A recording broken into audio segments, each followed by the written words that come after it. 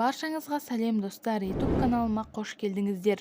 Enel компаниясының өнімі Donna Bella туралы айтатын боламын. Donna Bella шайының мақсаты әйел денсаулығын жақсартып, жастығын ұзартады.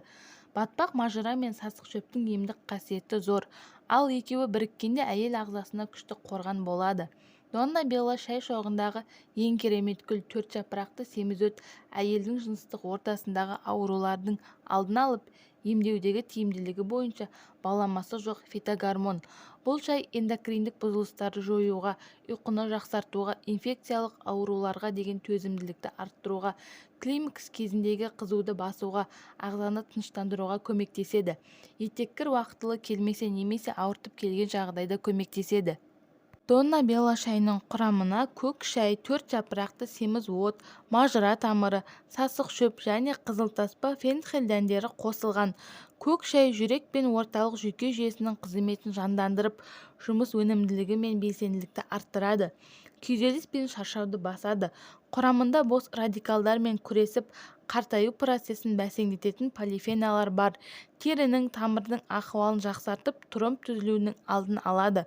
4 жапырақты семізот жапырағының пішіні мен түсіне қарай қызыл шөтка деп аталып кеткен өсімдік. Тек таулы Алтай аймағында өседі.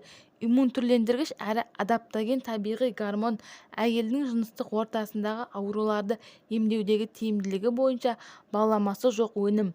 Мажыра өт шығару жүйесіне оң әсер етіп, ағзаны әлдендіреді. Халық медицинасында мажыраның тамыр сабағын асқазан ауырғанда, ас қорыту мен зат алмасу бұзылғанда қолданады. Қызылтаспа ежелгі ұрыс жерінде бедеуліктен құтқаратын тамаша құрал деп саналған. Жас қызылтаспа өсімдігі нәзік әрі құнарлы болады. Оның құрамында әйелдің нәзік ағзасына оң әсер беретін пайдалы заттардың мөлшері мол.